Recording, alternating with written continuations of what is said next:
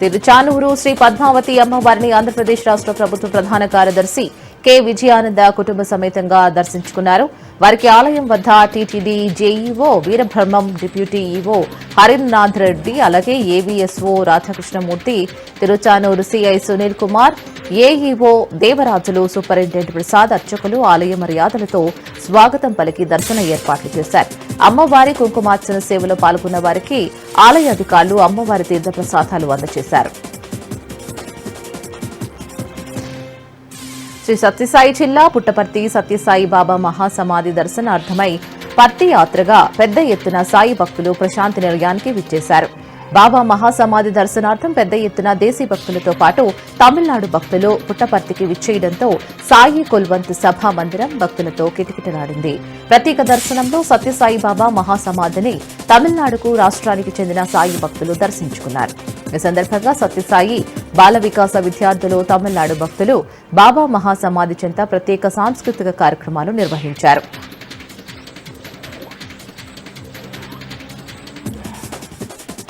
అనంతపురం జిల్లా గుంతకల్ నియోజకవర్గం కాసాపురం గ్రామంలో వెలిసిన ప్రసిద్ధ పుణ్యక్షేత్రమైన శ్రీ ఆంజనేయ స్వామి ఆలయంలో శ్రావణ మాస వేడుకల్లో భాగంగా వేకువజామున స్వామివారికి ప్రత్యేక పూలాంకరణతో భక్తులు దర్శనమిచ్చారు.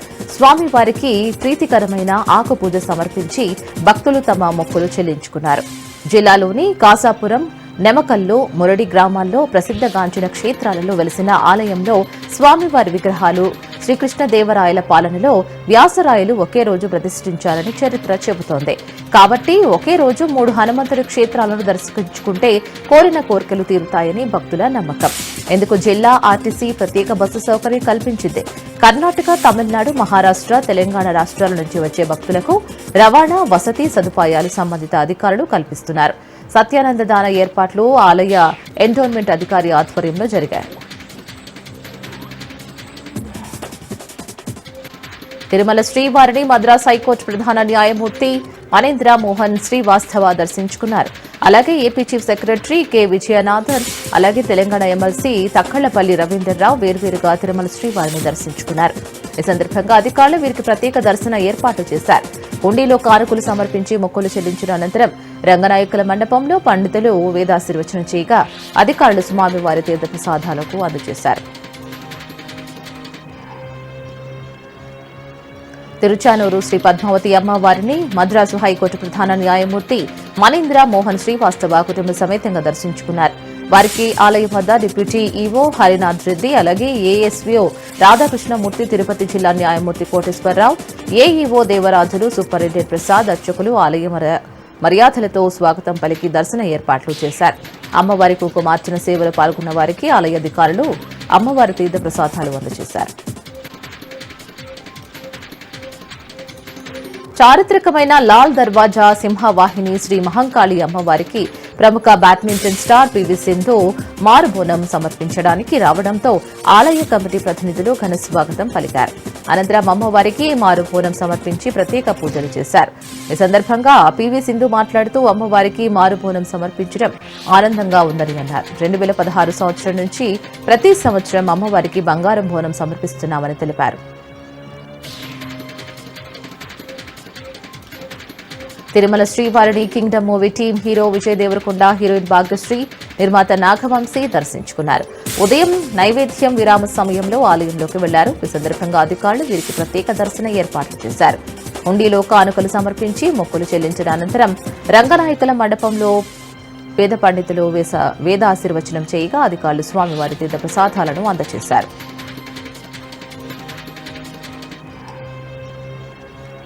తిరుచానూరు శ్రీ పద్మావతి అమ్మవారిని పార్లమెంటు కమిటీ సభ్యులు కామనేని శ్రీనివాసరావు, చంద్రప్రకాష్ గోయల్ సర్దార్స్ వారికి ఆలయం వద్ద డిప్యూటీ ఈవో హరినాథ్ రెడ్డి, అలాగే ఏఈఎస్ఓ రాధాకృష్ణమూర్తి, ఏఈఓ దేవరాజులు, సూపరింటెండెంట్ ప్రసాద్ అర్చకులు ఆలయ మర్యాదలతో స్వాగతం పలికి దర్శన ఏర్పాట్లు చేశారు. అమ్మవారి కుంకుమార్చన సేవలో పాల్గొన్న వారికి ఆలయ అధికారులు అమ్మవారి తీర్థప్రసాదాలు అందజేశారు. శ్రావణ మాసం ఆదివారం సందర్భంగా రాజన్న సిరిసిల్ల జిల్లా వేములవాడ రాజన్న ఆలయం భక్తులతో సందడి నెలకొంది. ఉదయం స్వామివారికి ప్రత్యేక పూజలు నిర్వహించిన అనంతరం భక్తులకు దర్శనానికి అనుమతించారు. భక్తులు తలనీలాలు సమర్పించి గర్భగుండంలో పుణ్యస్నానాలు ఆచరించి స్వామివారి ప్రధాన మొక్కుబడి కోడె మొక్కులు చెల్లించి స్వామివారి దర్శనానికి క్యూ లైన్లో వేచి ఉన్నారు. భక్తుల రద్దీ దృష్ట్యా సోమవారం వరకు గర్భాలయంలో భక్తులు నిర్వహించే ఆర్జిత సేవలను రద్దు చేసి భక్తులకు లఘు దర్శనానికి మాత్రమే అనుమతిస్తున్నారు. అలాగే అనుబంధ ఆలయాలైన భీమేశ్వరాలయం, శ్రీ బద్దిపోచమ్మ అమ్మవారికి బోనాలు సమర్పించి తమని చల్లగా చూడాలని స్వామి అమ్మవార్లను వేడుకున్నారు. మాజీ ఉపరాష్ట్రపతి ముప్పవరపు వెంకయ్య నాయుడుకు రేణిగుంట రైల్వే స్టేషన్లో ఘన స్వాగతం లభించింది. చెన్నై నుంచి వందే భారత్ ఎక్స్ప్రెస్ లో ఆయన రేణిగుంట రైల్వే స్టేషన్ కు చేరుకున్నారు.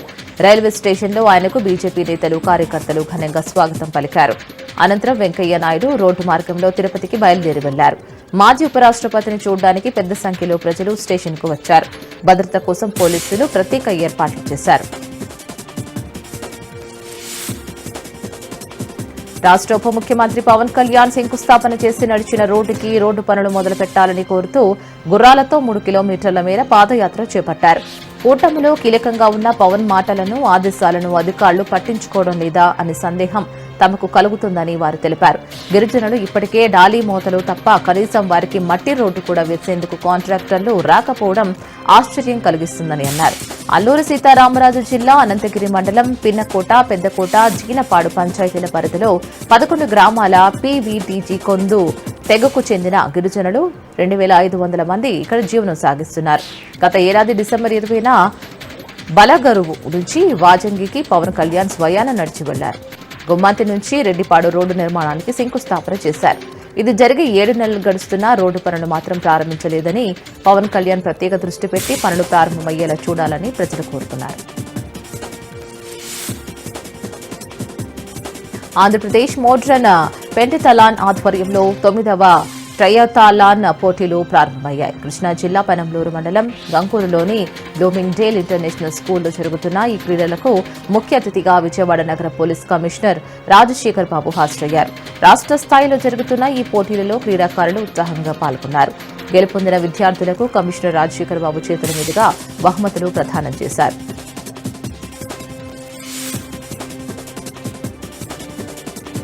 మహబూబాబాద్ జిల్లా బయ్యారం మండలం సింగారం గ్రామంలో అంబేద్కర్ ఆవిష్కరణ కార్యక్రమంలో మాజీ ఎమ్మెల్యే హరిప్రియ నాయక్ మాట్లాడుతూ ఖమ్మం జిల్లాలో 3 మంత్రులను కాంగ్రెస్ నాయకులు మోసం చేసి బురడి కొట్టించారని తెలిపారు. ఒకే పనికి బయ్యారం మండల కాంగ్రెస్ నాయకులు 3 సార్లు శంకుస్థాపన చేయించారని కూడా తెలిపారు. కొంతమంది నాయకులు కేసీఆర్ దయ వల్ల పదవులు అనుభవించి తిరిగి నేడు కేసీఆర్ దిష్టిబొమ్మను దహనం చేయడం చాలా బాధాకరమైన విషయమని అన్నారు. బీఆర్ఎస్ నుంచి కాంగ్రెస్ లో చేరిన నాయకులు రాసి పెట్టుకోండి, తిరిగి బీఆర్ఎస్ లోకి రావడానికి మీకు తలుపులు మూసుకుపోయాయని తెలిపారు. తిరిగి పార్టీలోకి రావాలి అనే ఆలోచనను సమాధి చేసుకోవాలని హితవు పలికారు. ఆదిలాబాద్ జిల్లా బోధ్ మండల కేంద్రంలోని స్థానిక పీఏసీఎస్ గోదాంలోని యూరియా స్టాక్ను ఉమ్మడి జిల్లా ప్రత్యేక అధికారి హరికిరణ్ తనిఖీ చేశారు. అలాగే ప్రభుత్వ సామాజిక ఆరోగ్య కేంద్రాన్ని ఆకస్మికంగా తనిఖీ చేశారు.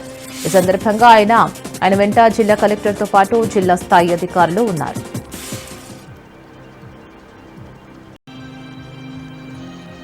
అనంతపురం జిల్లా కొందుర్తి మండలం రుద్రంపల్లి గ్రామంలో గుప్తా నిధులు తవ్వకాలు జరపడం కలకలం జరిగింది. మరి ఉదయం సుమారు 4:30కు రుద్రంపల్లి గ్రామంలోని బీసల్ల మల్లప్ప గుడి వద్ద కొందరు రుద్రంపల్లి గ్రామస్తులు నిధి ఉంది అనే అనుమానంతో అనంతపురం వాసులకు సమాచారం ఇచ్చారు. గుప్త నిధులు తీసేందుకు కేరళ వారిని పిలిపించి రుద్రంపల్లి గ్రామంలోని బిసిల మల్లప్ప గుడి వద్ద జేబీసీతో తవ్వకాలు జరపగా 3 చిన్న ఇత్తడి వస్తువులు, 1 ఇత్తడి గంట లభ్యమైంది. ఈ విషయంపై కొందర్పి ఎస్ఐ నాగేంద్ర సమాచారంతో రైడ్ చేసి 12 మందిని అరెస్ట్ చేశారు. మరో 2 పారిపోయారని తెలిపారు. తవ్వకానికి ఉపయోగించిన 1 జేసీబీ, 2 కార్లు, 4 మోటార్ సైకిళ్లను, 1 గుణపం కూడా లభ్యమైంది. అక్కడ 3 వస్తువులు, ఇత్తడి గంటను కూడా సీజ్ చేసి కేసు నమోదు చేసినట్లు పోలీసులు తెలిపారు. శ్రీ సత్యసాయి జిల్లా హిందూపురం పట్టణంలోని సప్తగిరి లాడ్జిలో పేకాట ఆడుతున్న 24 మందిని హిందూపురం 1 టౌన్ పోలీసులు అరెస్ట్ చేశారు. వారి వద్ద నుంచి 50,000 నగదును స్వాధీనం చేసుకున్నట్లు సిఐ రాజగోపాల్ నాయుడు తెలిపారు. వీరిపై కేసులు నమోదు చేసి కోర్టులో హాజరుపరుస్తామని కూడా తెలిపారు. ఛత్తీస్గఢ్ రాష్ట్రం బలరాంపూర్ జిల్లాలో నక్సల్స్ ప్రభావిత ప్రాంతమైన సమరిలో పోలీసులు భారీ ఆపరేషన్ చేశారు. ఈ దాడిలో 37 దేశీయంగా తయారు చేసిన తుపాకులను గుర్తించారు. బలరాంపూర్ జిల్లా పొరుగు రాష్ట్రం జార్ఖండ్ సరిహద్దు వద్ద పోలీసులు ఈ ఆపరేషన్ చేశారు. అక్రమ ఆయుధాలు కలిగి ఉన్నారు అనే ఆరోపణలపై పోలీసులు పెద్ద సంఖ్యలో వ్యక్తులను అదుపులోకి తీసుకున్నారు. విచారించిన పోలీసులు దేశీయంగా తయారు చేసిన తుపాకుల స్టాక్ను స్వాధీనం చేసుకున్నారు.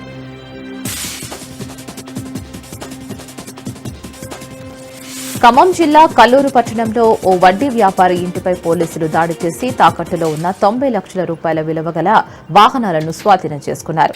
మహమ్మద్ హబీబ్ అలియాస్ వడ్డీల బాబా అనే ఆటో డ్రైవర్ ఎలాంటి అనుమతులు లేకుండా సామాన్య ప్రజల ఆర్థిక అవసరాలను ఆసరాగా చేసుకుని డబ్బులను అధిక వడ్డీలకు ఇస్తూ వాహనాలను తాకట్టు పెట్టుకున్నాడు అనేసరికి పోలీసులకు సమాచారం అందడంతో పోలీసులు అతని ఇంటిపైన దాడులు చేశారు. హబీబ్ ఇంటి వద్ద తాకట్టులో ఉన్న సుమారు 90 లక్షల రూపాయల విలువ గల 15 ద్విచక్ర వాహనాలు 4 కార్లను స్వాధీనం చేసుకుని కేసు నమోదు చేశారు. అనుమతులు లేకుండా ఎవరైనా అధిక వడ్డీలకు తాకట్టు వ్యాపారాలకు పాల్పడితే కఠిన చర్యలు తీసుకుంటామని ఏసీపీ రఘు హెచ్చరించారు. నెల్లూరు జిల్లా సైదాపురంలో టీడీపీ నేతల దౌర్జన్యానికి గిరిజనులు విలవిలలాడుతున్నారు.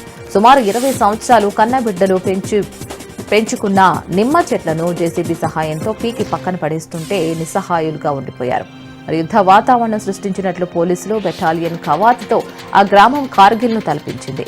కమ్మవారిపాలెం సర్వే నంబర్ 793లో సుమారు 114 ఎకరాల ప్రభుత్వ భూమిని సుమారు 20 సంవత్సరాలుగా గ్రామానికి చెందిన గిరిజనులు సాగు చేసుకుంటున్నారు. కరెంటు, నీటి వసతి లేని ఆ ప్రాంతంలో విందులతో నీళ్లు పోసుకుని నిమ్మ చెట్లను కాపాడుకుంటున్నారు.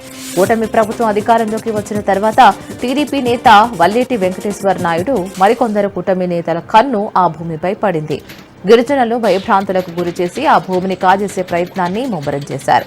గిరిజనులకు అండగా గిరిజన సంఘాలు ఆ గ్రామంలో పర్యటించాయి. తహసీల్దార్ కార్యాలయం ముందు నిరసన కార్యక్రమానికి గిరిజన సంఘాలు పిలుపునిచ్చాయి.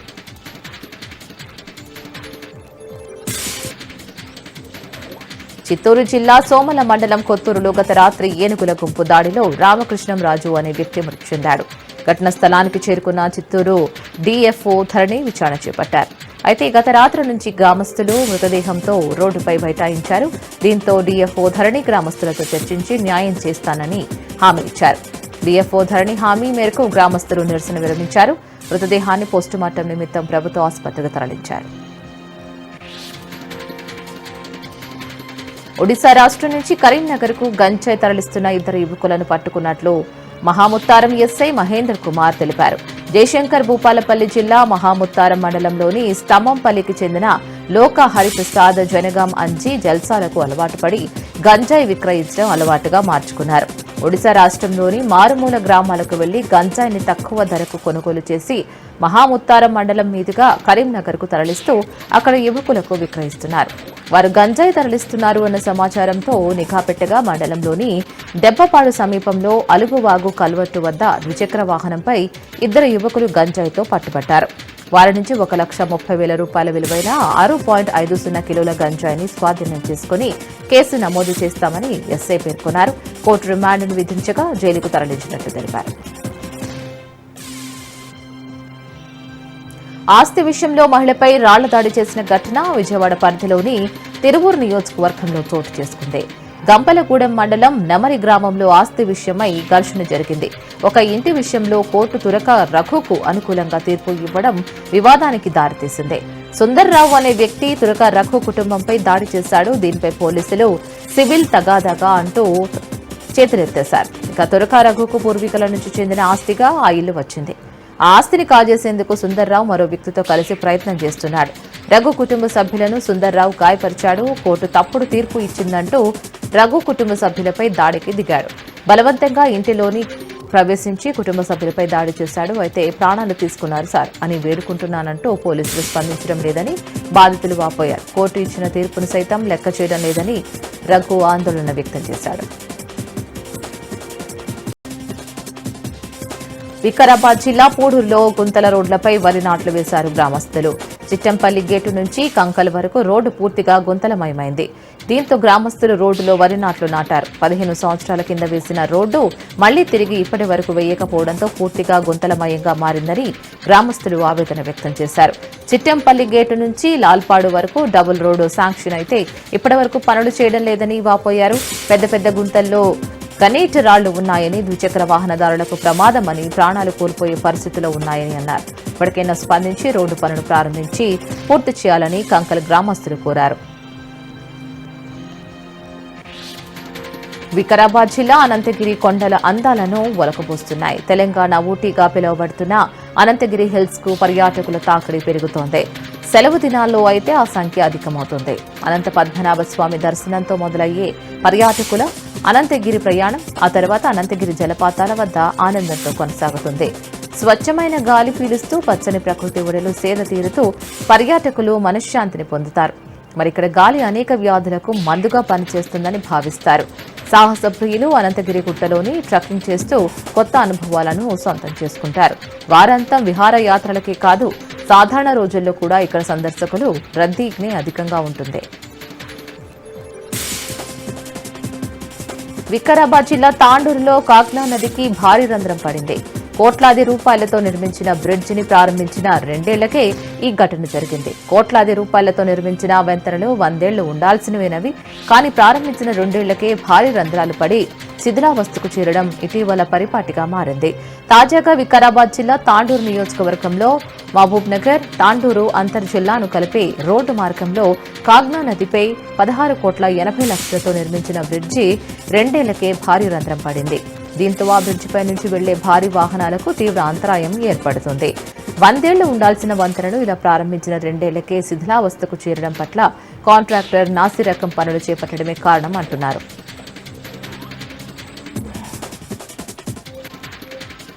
నాగర్ కర్నూలు జిల్లాలోని ఉయ్యాలవాడలో గల మహాత్మా జ్యోతిబా ఫులే బాలికల గురుకుల పాఠశాలలో ఫుడ్ పాయిజన్ జరిగింది. 64 మంది విద్యార్థులను అస్వస్థకు గురయ్యారు. కళాశాల సిబ్బంది సాయంత్రం సమయంలో విద్యార్థులకు స్నాక్స్ పకోడీ అందించారు. క్యాబేజీ కూరతో రాత్రి భోజనం ఏర్పాటు చేశారు. భోజనం చేసిన కొద్దిసేపటికే 9 మంది విద్యార్థులకు కడుపు నొప్పితో పాటు వాంతులయ్యాయి. దీంతో సిబ్బంది గమనించి వెంటనే జిల్లాలోని జనరల్ ఆసుపత్రికి తీసుకువెళ్లి వైద్య సేవలు అందించారు. ఆ తర్వాత క్రమంగా విద్యార్థినుల సంఖ్య 64 వరకు పెరిగింది. కడుపు నొప్పి వాంతులతో బాధపడుతున్న విద్యార్థినులను 108 అత్యవసర వాహనంలో ఆసుపత్రికి తీసుకువెళ్లి వైద్య సేవలు అందించారు. విషయం తెలుసుకున్న నాగర్ కర్నూలు ఆర్టీఓ సురేష్ ఆసుపత్రికి వచ్చి విద్యార్థినులతో మాట్లాడారు. మెరుగైన వైద్య సేవలు అందించాలని వైద్య సిబ్బందికి సూచించారు.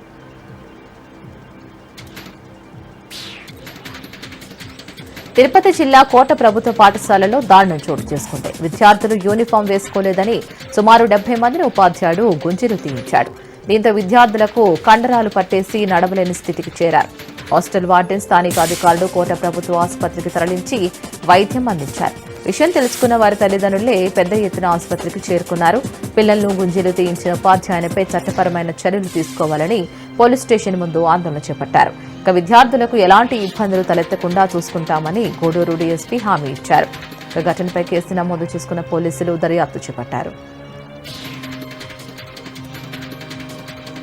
ఛత్తీస్గఢ్ సూక్మాలో 20 ఏళ్లుగా మావోయిస్టు పార్టీలు చురుగ్గా పనిచేస్తున్న మహిళా మావోయిస్ట్ మధ్వీ సుక్కుని పోలీసులు అరెస్ట్ చేశారు.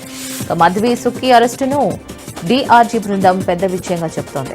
మధ్వీ సుక్కుని తొండామార్కా అడవిలో పట్టుకున్నట్లు ప్రకటించారు. మధ్వీ సుక్కికి భయంకరమైన నక్సల్స్ కమాండర్గా పేరుంది.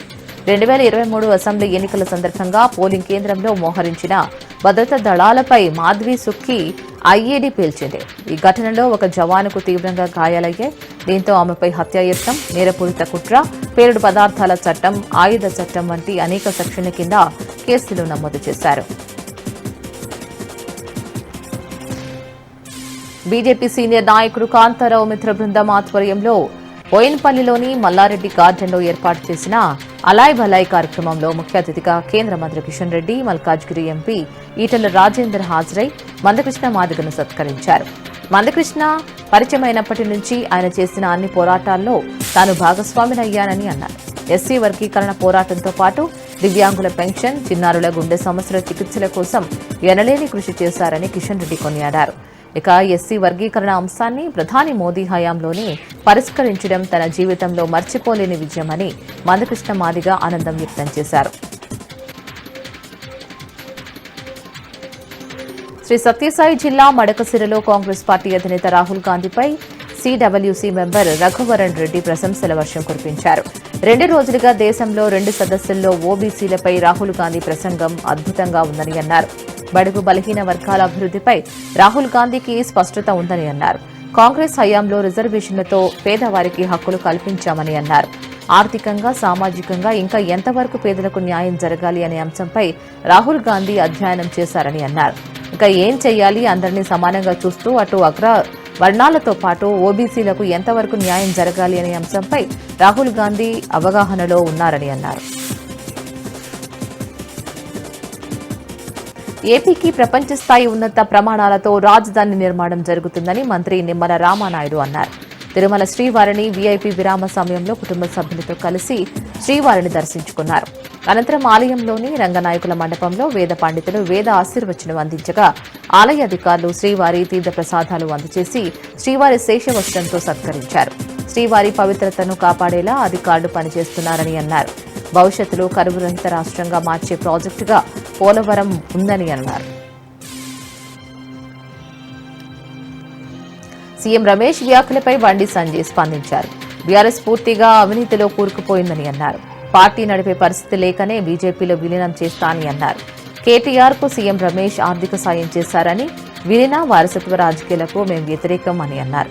సీఎం రమేష్ ను తీసుకువస్తా సవాలుపై చర్చకు కేటీఆర్ సిద్ధమా అని ప్రశ్నించారు. జూబ్లీహిల్స్ లో ముస్లిం ఓట్ల కోసమే పెద్దమ్మ గుడి కూల్చారని ఆరోపించారు. హిందువులంతా ఓటు బ్యాంక్ గా మారాలని అన్నారు. బీసీలకు 5%, ముస్లింలకు 10% రిజర్వేషన్ ఇచ్చారని, కామారెడ్డిలో ఇచ్చిన బీసీ డిక్లరేషన్ పై మాట తప్పారని అన్నారు. ఇది బీసీ డిక్లరేషన్ కాదు, ముస్లిం డిక్లరేషన్ అని కూడా అన్నారు. బీసీ డిక్లరేషన్ ఖచ్చితంగా అడ్డుకుంటామని అన్నారు సంజయ్. రాహుల్ గాంధీ కన్వర్టెడ్ క్రిస్టియనా, ముస్లిమా, హిందువునా అని కూడా ప్రశ్నించారు. ఇటు జీవితంపై విరక్తితో ఓ యువకుడు ఆత్మహత్య చేసుకున్న ఘటన రాయదుర్గం పిఎస్ పరిధిలో చోటు చేసుకుంది. మణికొండ షిరిడి సాయినగర్లో అన్న వద్ద ఉంటూ ప్రైవేటు ఉద్యోగం చేస్తున్నాడు వేణుగోపాల్. ఏపీకి రాజమహేంద్రవరంకి చెందిన గుట్టల వేణుగోపాల్ సిటీలో ఉద్యోగం చేస్తున్నాడు. జీవితంపై విరక్తి చెందిన వేణుగోపాల్ ఉరి వేసుకుని బలవన్మరణం చేసుకున్నాడు. ఘటనపై కేసు నమోదు చేసిన పోలీసులు దర్యాప్తు చేస్తున్నారు. హైదరాబాద్లోని కొండాపూర్లో రేవ్ పార్టీ భగ్నం చేశారు ఎక్సైజ్ పోలీసులు. ఏపీకి చెందిన 11 మంది కేసు నమోదు చేయగా 9 మందిని అరెస్ట్ చేశారు. పట్టుబడిన వారు మంగళగిరి, విజయవాడ, కాకినాడ, రాజమండ్రికి చెందిన వారుగా గుర్తించారు. గంజాయితో పాటు డ్రగ్స్ సీజ్ చేశారు. ఓ సర్వీస్ అపార్ట్మెంట్లో రేవ్ పార్టీ నిర్వహిస్తూ ఉండగా ముఠాను అదుపులోకి తీసుకున్నారు. గంజాయి, ఓజీ, కుష్, ఎల్ఎస్టీ, బోల్ట్, చరాస్ స్వాధీనం చేసుకున్నారు. నిందితులు వాడుతున్న హై ఎండ్ కార్లను ఎక్సైజ్ అధికారులు స్వాధీనం చేసుకున్నారు. డార్క్ వెబ్ డ్రగ్స్ ను పెడ్లర్లు కొనుగొన్నట్లు గుర్తించారు. పోలీసుల తనిఖీల్లో శ్రీవాస్ చౌదరి, అఖిల్ పారిపోయేందుకు ప్రయత్నించగా అదుపులోకి తీసుకున్నారు.